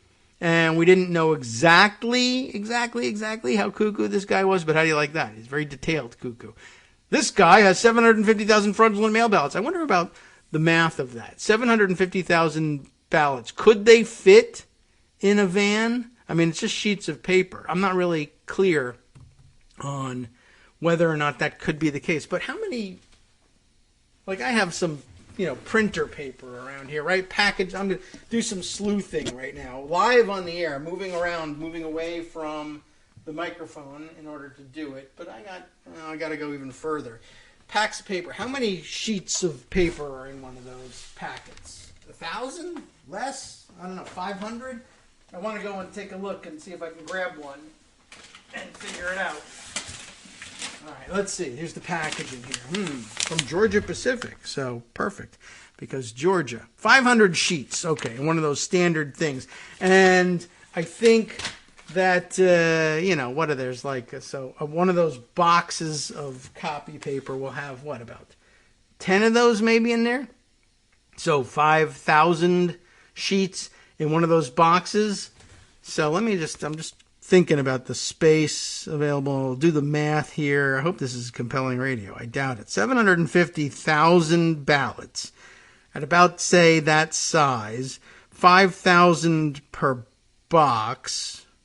That's 150 boxes. Could you fit 150 of those boxes in a van? I don't know. Anyway, that's the least crazy part of it, I guess. Is you imagine saying, that guy has 750,000 fraudulent mail ballots, and he's using Hispanic children to sign the ballots because children's fingerprints won't appear in the databases, and Mark Zuckerberg gave him $9.37 million to do it. Wait a minute. You couldn't fit more than, I don't know, maybe 500,000 ballots in that van. Okay, you might be wasting your time. I guess that's possible. We'll move past that. Also, Mark Zuckerberg, if he was giving $9.37 million for ballot harvesting, it would have been for Trump, probably, from what we're learning about Mark Zuckerberg and where his head is at. Anyway, so there you go. That's pretty crazy. Other things, other stories to bring up, there are plenty. I don't know whether to sort through Twitter for them or the other place, Pocket. But let's see. What things do I have that come to mind from? Oh, yeah, right. One of the things I wanted to find on Twitter, I guess I can look later, is to find that bit about the laws in Michigan. I should see if I can find that one, too. I might have responded directly about that one. But I'll see if I can find it and dig it up and discuss it perhaps later. Let me first look back in Pocket, because it'll be quicker, to pick a better story. Here's one I wanted to pick up on. The D.C. Attorney General, I guess without much to do and anyway to sue Trump directly anymore, and he was active in trying to sue about the foreign and domestic emoluments Trump was collecting at the D.C. hotel, which apparently the Trump organization has informed the general, what is it, the general accounting officer, general, I forget what they call it now, but GAO. But anyway, they're the ones who administer the lease. They're informing them that they intend to sell the hotel. I think we had already heard that news, but I guess they had to make some formal declaration of that. There's no more grifting available to them there. And I guess that also probably means Trump doesn't have any real... I wonder what that means for Trump's real plans to come back to D.C. as president if he's selling the hotel. You could read the tea leaves on that one. Anyway, he's now got time, the D.C. Attorney General, to sue the Proud Boys and the Oath Keepers as in an attempt to recoup costs related to January 6th. I like this plan. Jessica Schneider reported this for CNN. That's whose story I grabbed. More than 24 members of the Proud Boys and Oath Keepers are being sued, I guess personally, by D.C. Attorney General Karl Racine in an effort to recover the millions of dollars the city spent to defend the U.S. Capitol during the January 6th attack.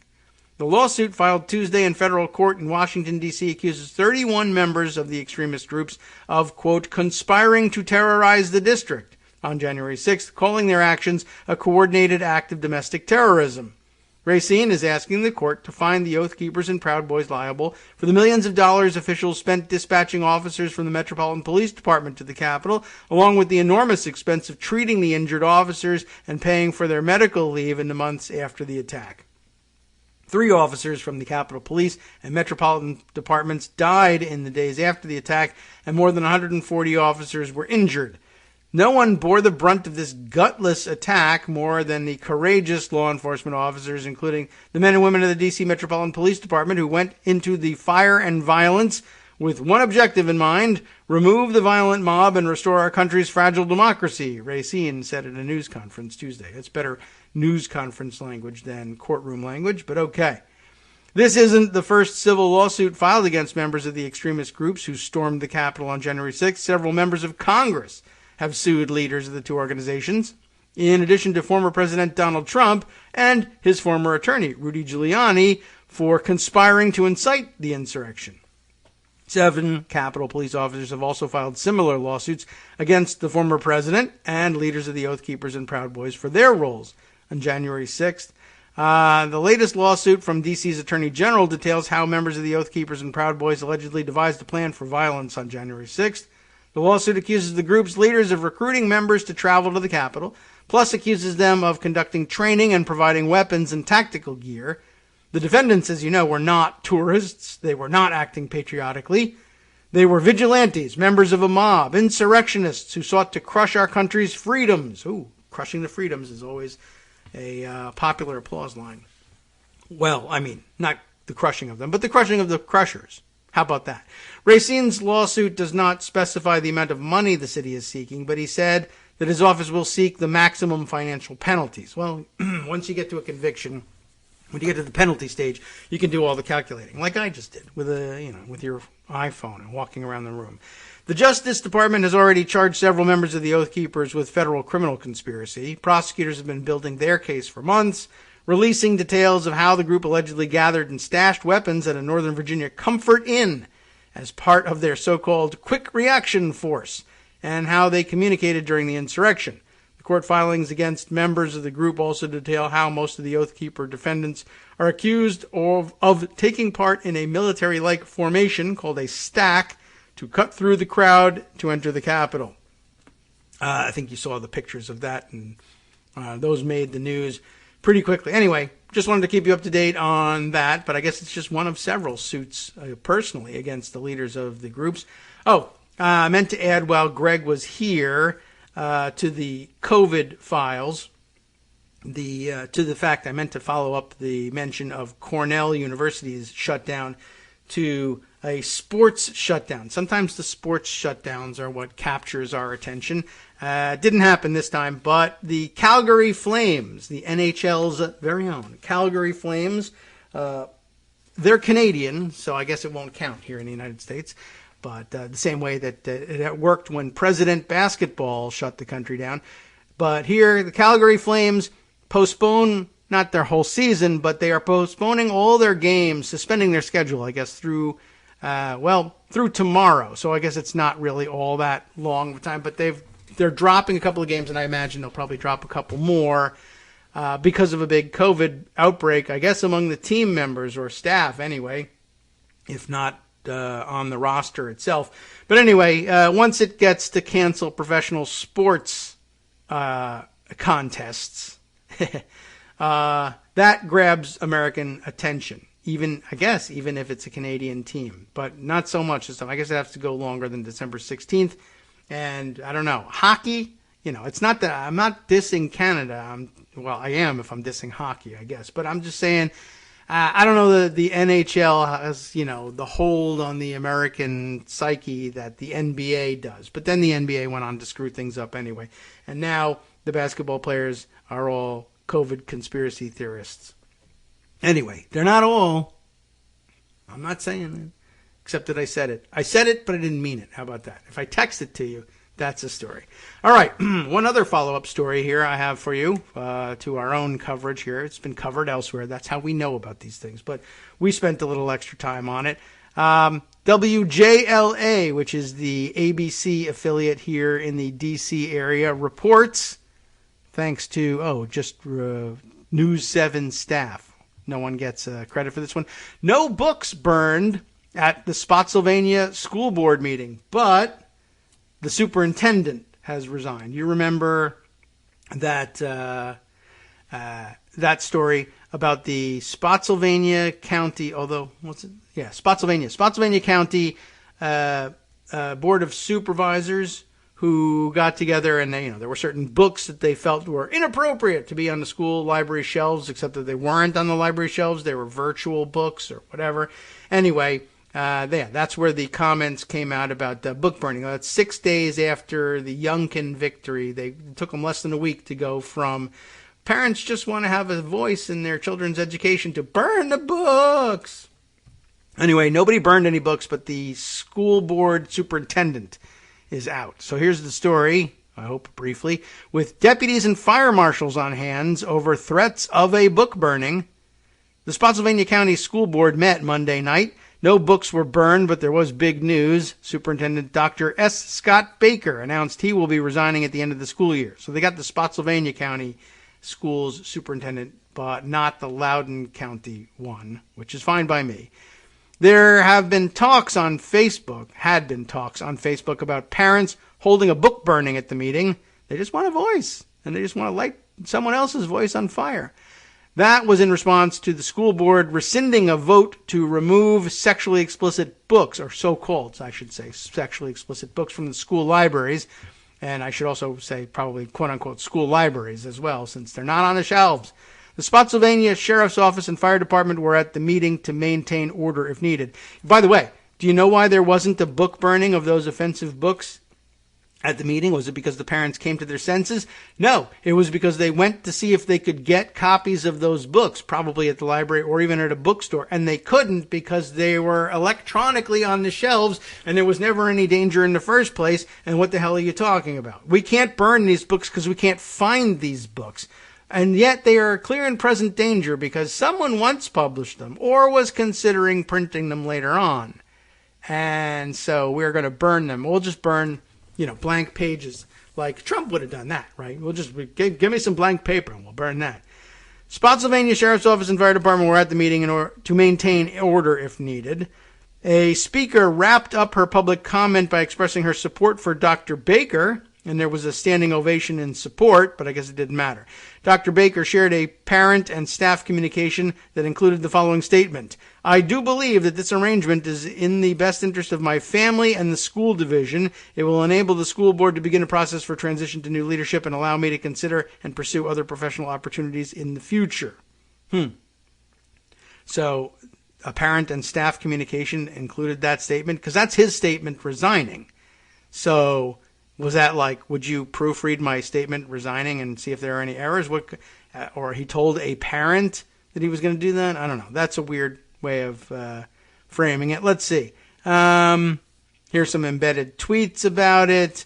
And that's really it. So really, all around in print, a pretty crappy job, quite honestly, in how they reported this thing. Maybe it was better on TV. But okay, so they've bagged a superintendent, but not the Loudoun County School Board one, the Spotsylvania one, and then they chickened out on the book burning. Just thought I would bring you up to date on that.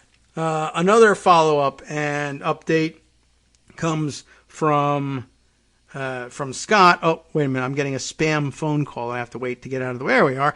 Who texts me. And by the way, I don't know if you know this, but he has a book coming out. So the fact that you are hearing this text as it happened is an exclusive. Must credit, I don't know. I guess Scott. He wrote it, right? But, well, you know, this is the book publishing. But must credit me and give me all the money. How's that? All right. Let's see. Scott Anderson tells me that 750,000 ballots weighs 750 or 7,500 pounds. Okay, so you're able to like get a weight on the paper there. What if they're printed on really, really thin paper? All right, 750,000 ballots would weigh 7,500 pounds. Heavy-duty vans carry about 4,500 pounds. So that's good math, too. Good sleuthing. Thanks very much. I appreciate knowing that, Scott. That guy's crazy. That van can only carry about half that capacity. You know, again, you bring that up, I guess the desk sergeant, or I don't know, I need some police authority figures. You got bigger problems. But it is true, and it's good to know, in case anybody ever stops you and says, I accuse you of carrying 750,000 ballots. And you say, there's no way that my vehicle could have the capacity to carry that many ballots. That's crazy. You're alleging that there's some sort of conspiracy with many vehicles carrying the ballot. I've given it all away. Loose lips sink ships, folks. Just be careful. Okay, let's see. All right, what other things do I have to catch up on here? All right, switching gears. Oops, I went into my email. I don't want to be there, believe me. You won't appreciate even for a moment the garbage that's in there. All right, let's see. Other things to bring up to speed here. News on another front for the former guy, TFG. I was asked the other day on Twitter whether I'd think of as that effing guy or the former guy. And I guess a little bit of both, but I go with the vulgarity when possible. Trump's longtime accountant testifies to a New York grand jury in a criminal probe there, so that proceeds apace. David Farenthold is the first reporter cited on this Washington Post piece here. Also Josh Dawsey, Shayna Jacobs, and Jonathan O'Connell on the byline.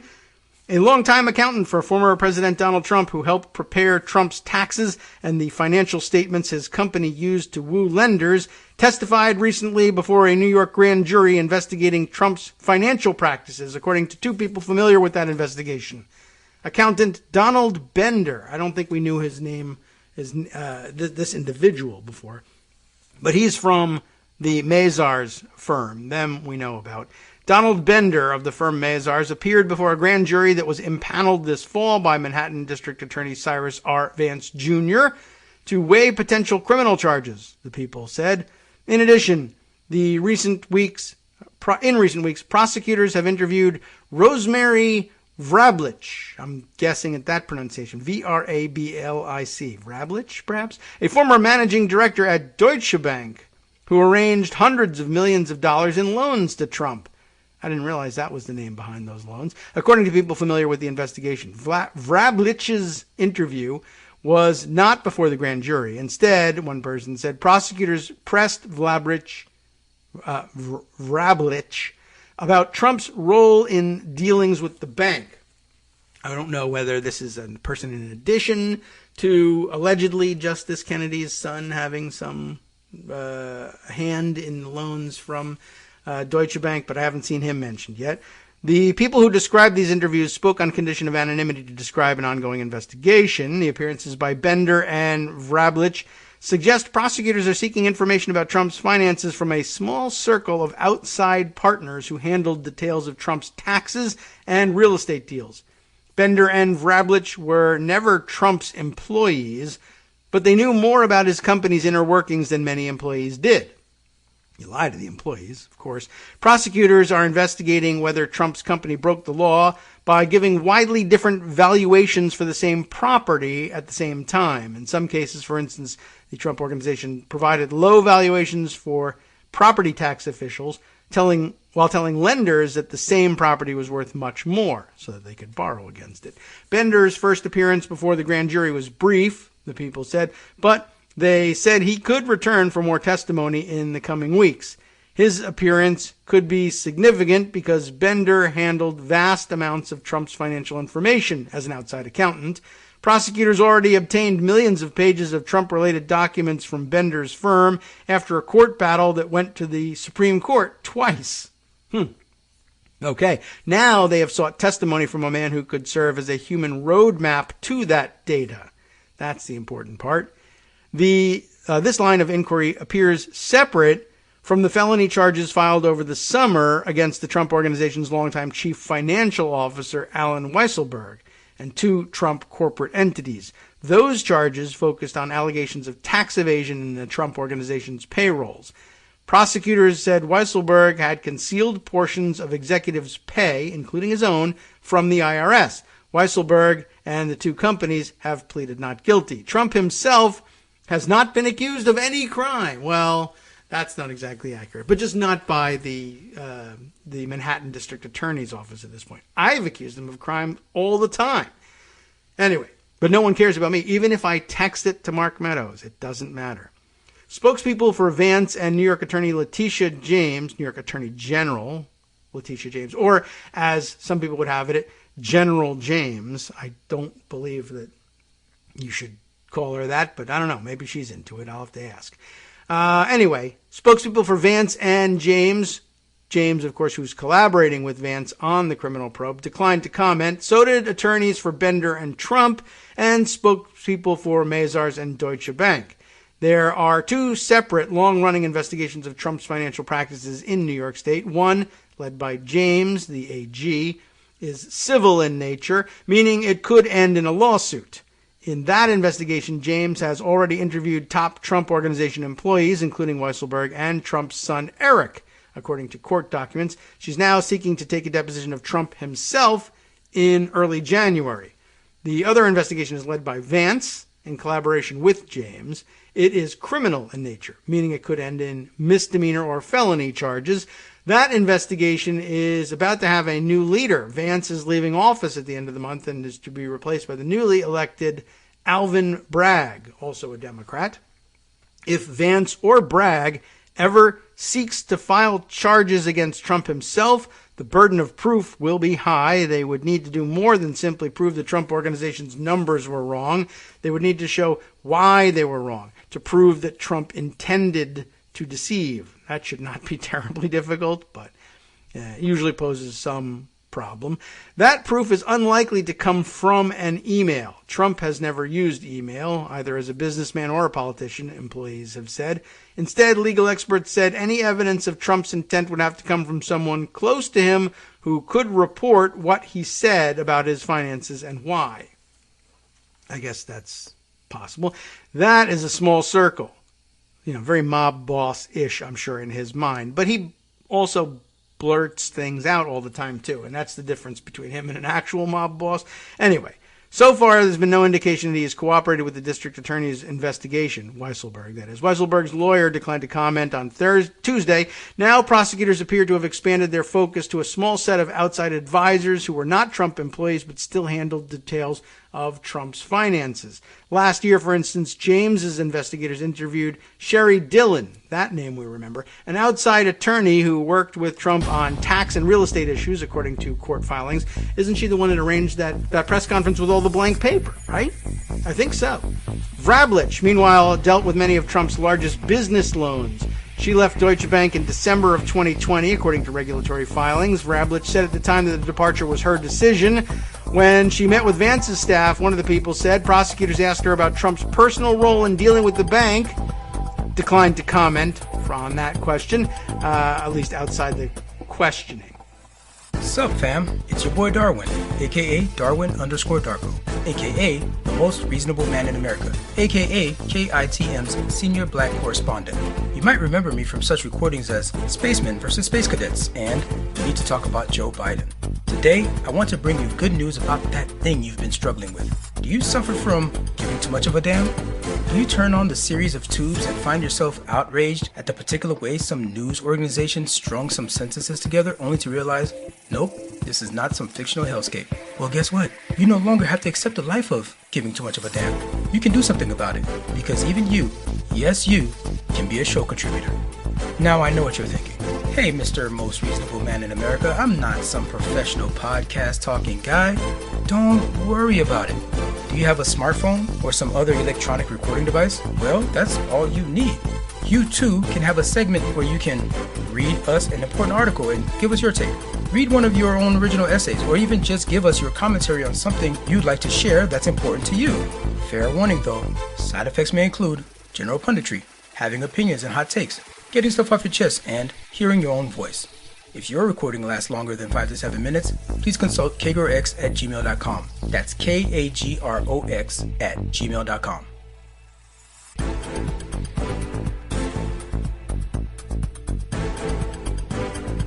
Welcome back now to the Kagro in the Morning Show here on Netroots Radio. I had to jump out of that article right in the middle of the conclusion there. So just so you're up to speed on what happened here, in case any of the interesting details are buried at the end here, right? There was the interview with the grand jury testimony from the accountant from Mazars, and then the interview outside of the grand jury context with prosecutors asking Vrablich here, Rosemary was it?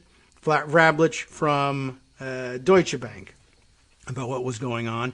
Right, so let's see. Last year, right, there was Sherry Dillon got interviewed last year.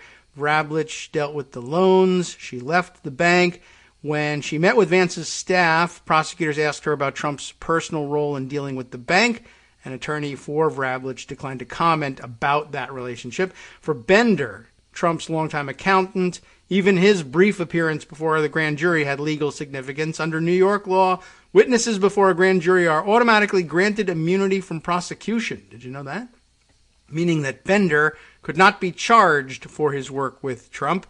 Bender has provided a wide array of accounting services to Trump for decades. At his firm, Bender led a select group of tax experts, that's in quotes, who managed Trump's affairs. Former Mazars accountant Henry Kogan wrote in 2017 in an essay on a literary website, lithub.com. Okay. It's interesting that was out there then. Why didn't he tell more people? What's he writing a book? Donald's entire professional existence revolved around one client, that client's organization, and the hundreds of entities represented inside an IRS form, Kogan wrote. I don't even know what that means. What the hell? Donald's entire professional existence revolved around one guy. What's Bender's name? Is Bender Donald as well? Is that the Donald we're talking about? Who are we talking about? Yeah, okay, now I get it. Pardon me, there we go. The accountant's name is also Donald, but we've been referring to as Bender, not the robot from Futurama, but that would be something if that was his accountant, right? I think he would give Trump up. I feel like Bender the robot would probably sing And you wouldn't even really have to twist his arm. But anyway, Donald Bender's entire professional existence revolved around one client. Who is that client? Obviously, that's Donald Trump, right? And that client's organization, because who else has organizations, right? And the hundreds of entities represented inside an IRS form. I'm not really sure exactly what that's supposed to mean, but my interpretation of it is, the many different stupid little single-purpose companies that Trump every once in a while would incorporate to try to separate things and probably to limit the liability across the organization and hide money and launder money, et cetera, et cetera. But anyway, so I guess that's the point, is that Henry Kogan from Mazars has written his essays on this book, that Donald Bender's whole professional existence revolved around Donald Trump and service to Donald Trump. Bender personally signed the tax forms for Trump's charitable foundation until it shut down in 2018, thanks in large part to the reporting of these Washington Post folks like David Farenthold. Anyway, that, of course, shut down following a lawsuit by the New York Attorney General that said the charity engaged in persistently illegal conduct. And that in quotes. Trump was ordered to pay $2 million in damages. Has he done it? I don't know. Neither Bender nor the firm was accused of any wrongdoing. Beginning in at least 2003, Bender's firm has also compiled Trump's statements of personal financial condition that the future president circulated among journalists and others to brag about his finances. The documents listed Trump's business assets, but frequently contained inflated figures, such as claiming more home lots or acres or office floors than his properties actually had, while omitting some liabilities, such as bank debts, according to copies of the documents. And that's not good. And that's also a very particularly egregious form of lying. I mean, it's one thing to say, well, it's unsure, it's uncertain at any given time what the market value of this property is.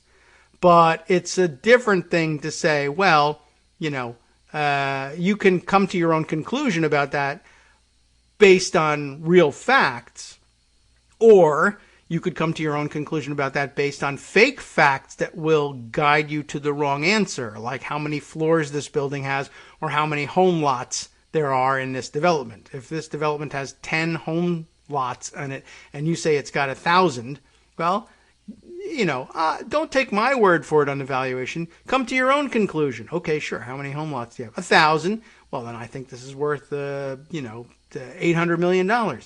How many are there really? 10. Oh, then okay, it's worth, $8 million. I would come to a different conclusion. That's actually very important.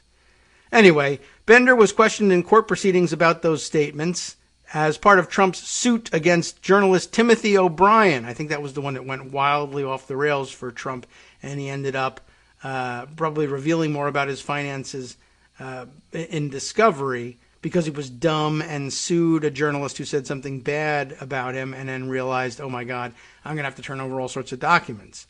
Anyway, asked by a defense attorney whether Trump's 2003 statements were subjective or not, Bender said that the accountants did not audit these numbers. They took Trump's assertions about the values of his property and wrote them up without checking to see if they matched reality. Do you believe that different people could reach different conclusions about the valuation of the same property? An attorney for O'Brien asked. I don't. It's not my area. I'm not an appraiser. It's not my job, Bender said. Okay. Well, very interesting. And you see, okay, now we know what has Bender's dodge been this whole time. But it doesn't matter because as we learned in the article, since he was testifying before a grand jury in New York, he is immune from prosecution. But anyway, sounds like a convenient dodge for all of them. Look, I don't know what the valuation of these properties are. I just write these things down. Well, what do you need an accounting firm to do your statement of financial condition or whatever the hell it's called? What do they call it? Statement of it's down here at the bottom, right? Now I got to find out. Where is it? Statements of personal financial condition. And the reason you hire, I guess normally the reason you would hire an accountant to do these things is the accountant would have access to the actual figures that would make sense to include in a normal person's, non-lying person's statement of personal financial condition. But if you're just going to lie about everything, what's the point of having an accountant do it? And the answer is optics, right? If I say that I hired, the gardener to write this up, because the gardener is perfectly capable of listening to what I say and writing it down and then calling that paper, that document, the statement of personal financial condition. But no one would believe off the bat that the gardener has any particular reason for knowing that this stuff is, one, that it adds up, although we presume that even gardeners can do the math that's involved. It's just arithmetic, and they have to do probably some fairly complex math from time to time, probably even a little bit of algebra if you're a landscape engineer or something like that, right? Maybe even calculus, hell, if you're an engineer. But okay, we're getting ahead of ourselves. Do I have enough gas to run the lawnmowers to cut this lawn? It's math, right?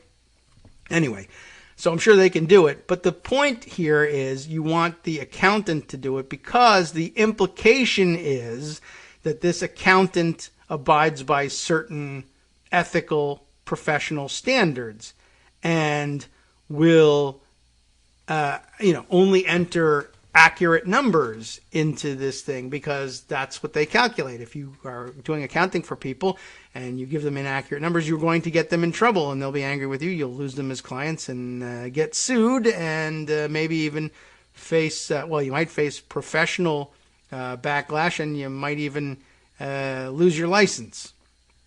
And who knows what else. And I guess if you commit perjury for somebody, go to jail for it.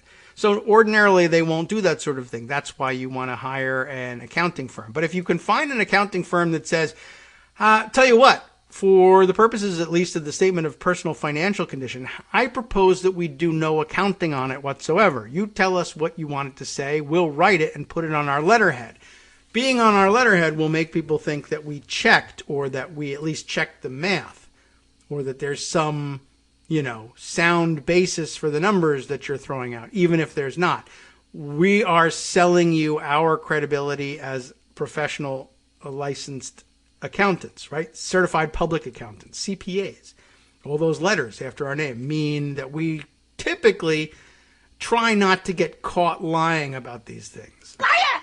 Liar! Liar! Liar! I happened to be on this one when I said liar, so okay, I figured I'd use it. And so that's what that was all about. Not that there'll be any liability for him personally now that he's got immunity, but it's something to think about over at Mazars. Okay, I don't know. I think we've mined perhaps all that there is to get out of that particular article, but I felt like that ought to be said. What else have I set aside here? I mentioned also that there was another loss in court the other day. Greg mentioned it, actually, and I said yes to it. And did we read this one? Or did we read another thing from Tierney Sneed? Maybe we read her update the other day. Her? Do I have that right? I don't even know. Gosh, now that I think about it. I think so. Anyway, sorry if I've assigned the wrong gender here. Hate to do that. Anyway, Trump tells court he will appeal ruling that would allow the House to obtain his tax returns. Is this just a new headline on the story? Although I thought I would have archived. I better check the archives and see if the other Tierney Sneed story about Trump's loss is archived properly or not. And that'll tell me whether or not I read this one. Gosh, I don't know. I'm looking around for the CNN article, but I feel like, I don't know. All right, let me jump back into it and see what we found there. But we knew that they were going to appeal, but this does feel like a different graphic. And what does the original here say? What's the date on it? Maybe that'll tell me whether or not. Yeah, all right. Well, updated Wednesday. Updated at 9 a.m. Okay, so it could be yesterday's. Maybe they changed the headline. Let's see. A federal judge Tuesday dealt the blow to former President Donald Trump's bid to keep his tax returns from Congress.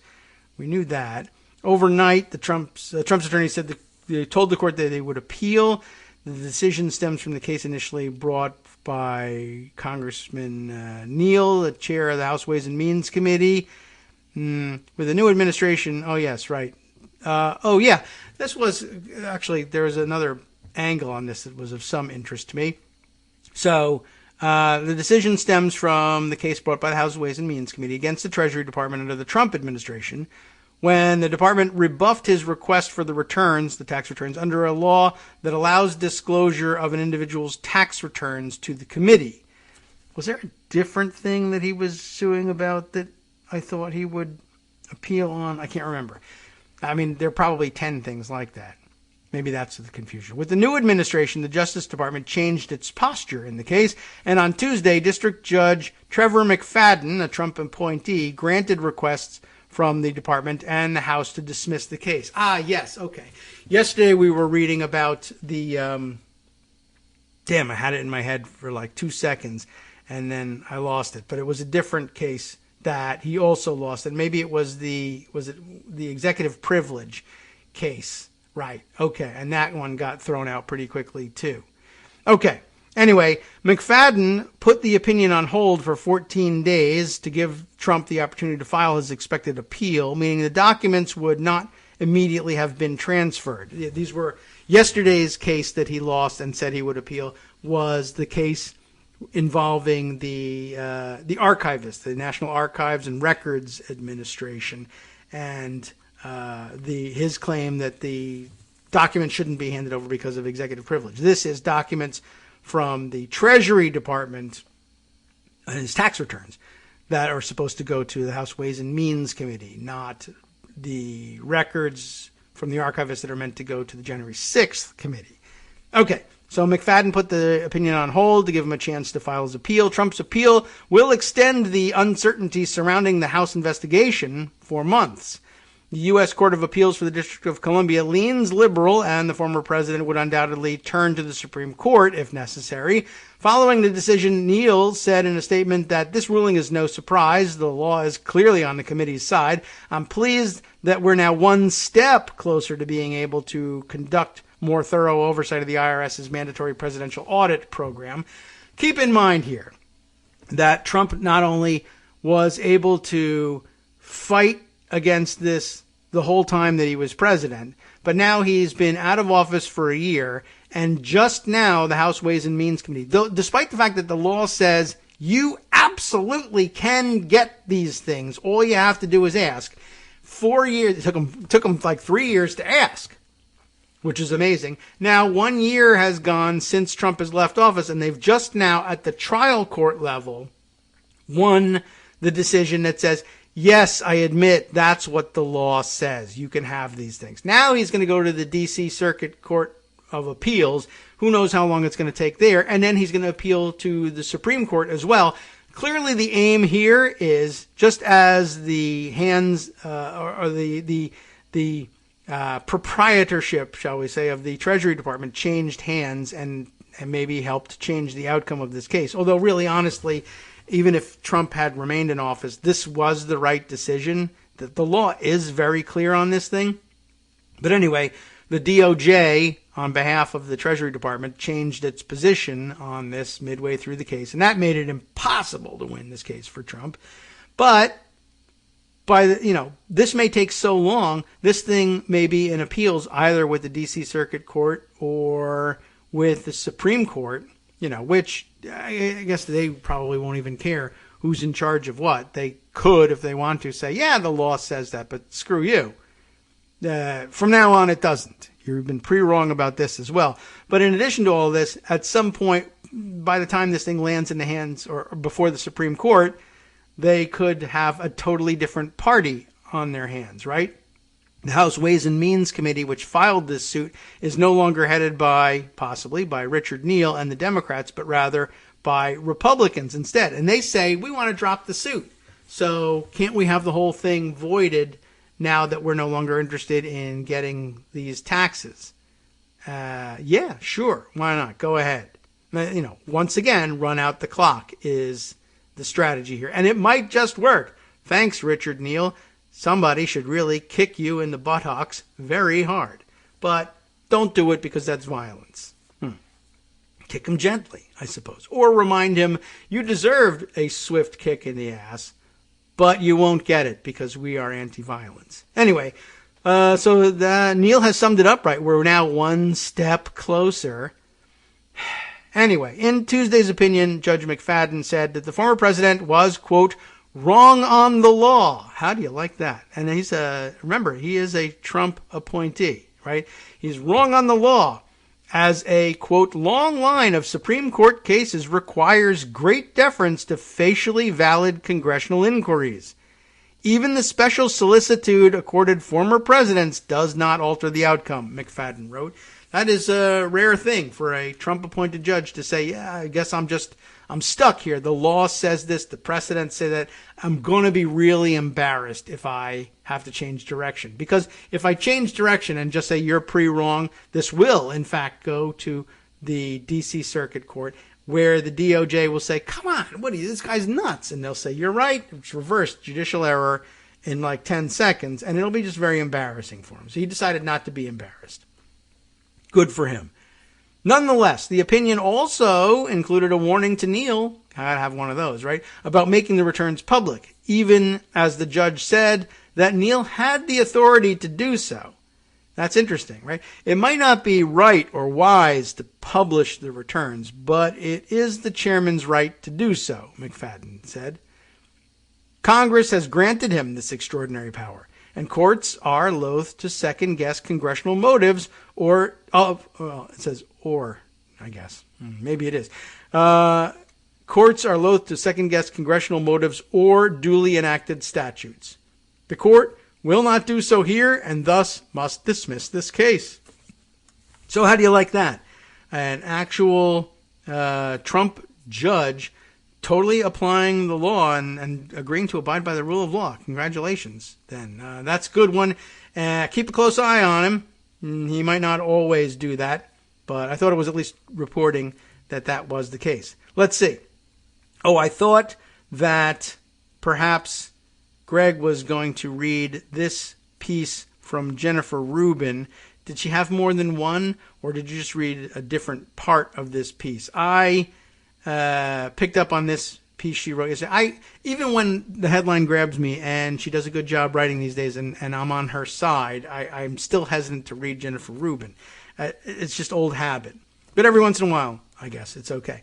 Her opinion piece in the Washington Post yesterday, a federal court has ruled that obstructing the electoral vote count is illegal. Trump should panic. This is another one of those step-by-step progressions. You'd think that it would be an obvious conclusion. Yeah, obstructing the electoral vote count is illegal. But I guess it matters that a federal court has at some point said, yes, just obstructing this thing by itself would be illegal. Never mind the fact that you stormed the Capitol with a mob to do it. Just obstructing it is illegal. And it might be a lot easier to prove that Trump fomented some effort to obstruct the count, even if they can never, for whatever stupid reason, prove that he actually, caused the violence at the riot, at the insurrection. Even though, it seems like a perfectly easy thing to do, common sense wise. We're going to march down there. Let's go. Let's fight like hell, the whole thing. Right? Anyway, Jennifer Rubin writes it up this way. U.S. District Judge Dabney L. Friedrich, I guess. It's Friedrich, if you want to look him up, ruled last week that an effort to interrupt the counting of the electoral votes can be a crime, even if no violence was contemplated. That's the important part. Friedrich's ruling came in the case against Ronald Sandlin and Nathaniel DeGrave, two men accused of storming the U.S. Capitol on January 6th. In doing so, okay. I went with Dabney as in Dabney Coleman. And immediately I said he. And I said, I'm not really certain about that. Turns out it's not. It's she. My justification fails me on this one. Dabney Coleman, not the only kind of Dabney out there, I guess. In doing so, she refused to throw out charges that they had, quote, corruptly obstructed an official proceeding before Congress by entering and remaining in the United States Capitol without authority and committing an act of civil disorder and engaging in disorderly and disruptive conduct. You get, again, I distracted you with the Dabney thing. So what she said here is, I won't throw out charges that these two rioters had corruptly obstructed an official proceeding. It's illegal to obstruct those proceedings. So to do it is illegal. To do it is therefore a corrupt thing to do. And I guess it'll be interesting. I guess she's probably also reached the conclusion that they had no First Amendment right to disrupt the proceedings. To protest it, yes. To stop it, to delay it, disrupt it, no. The judge made a critical finding that the counting of the electoral votes in the House is an official proceeding. I mean, gosh, that shouldn't have been too hard. Her logic is airtight. And I guess it's quoted here. There is a presiding officer, a process by which objections can be heard, debated, and ruled upon, and a decision, the certification of the results, that must be reached before the session can be adjourned. That's how these are elementary questions. And it's funny, common sense operators are always baffled by, look how complicated they make things in court. But they break it down to little logical steps, right? The law says it would be illegal for you to interrupt a official proceeding of the Congress. So, is what was going on here an official proceeding? Let's investigate.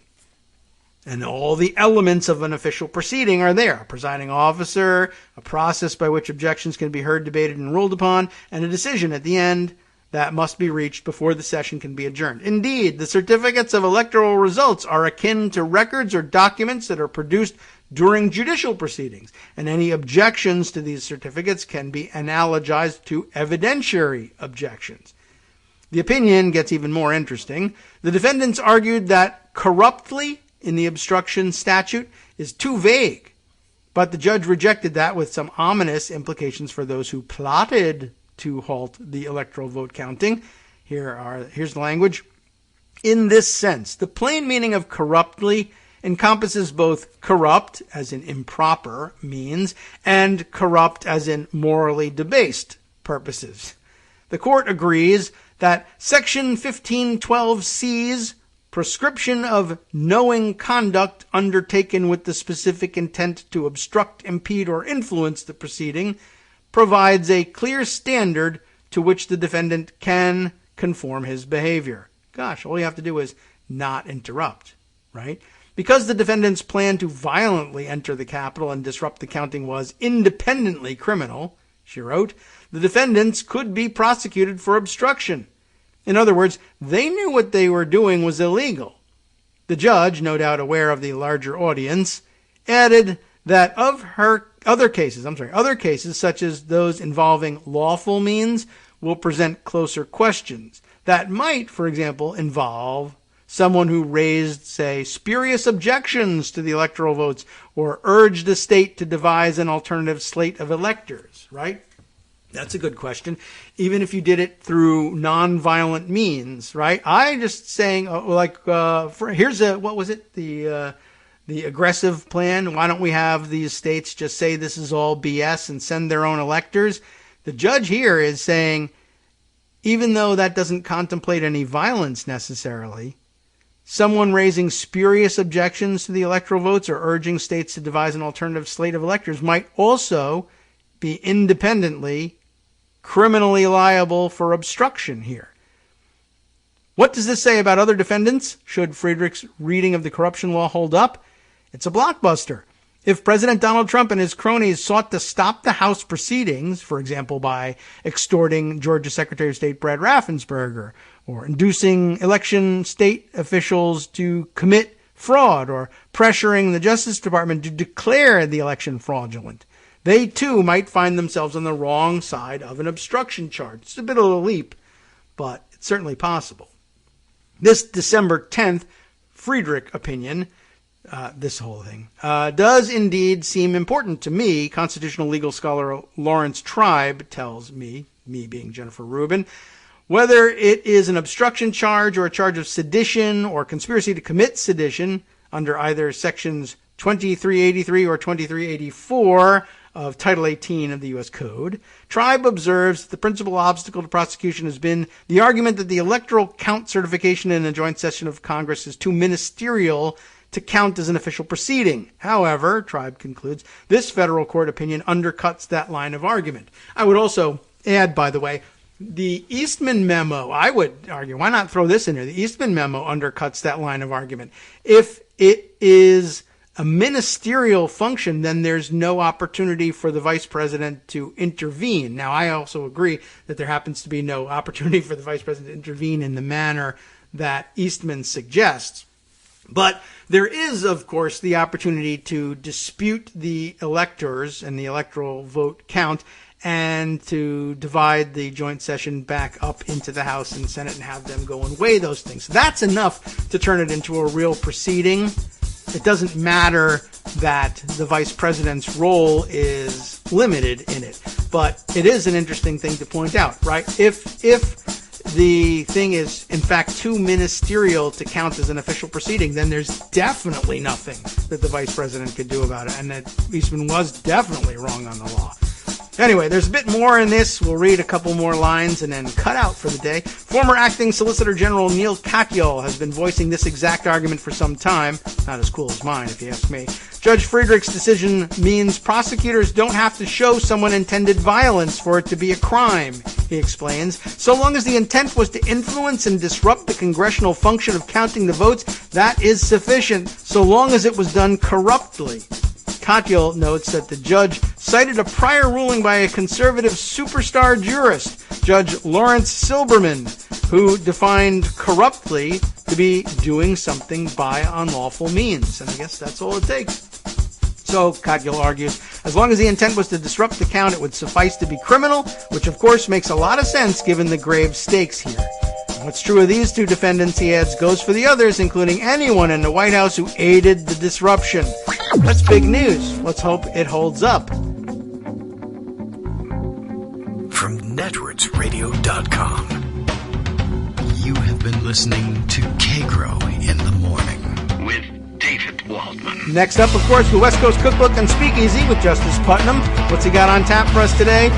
Here's a thought. One wonders about the slap on the wrist the illegal voters for Trump from the Villages will get down in Florida. That's right, big story we missed today. But of course, Justice has our back.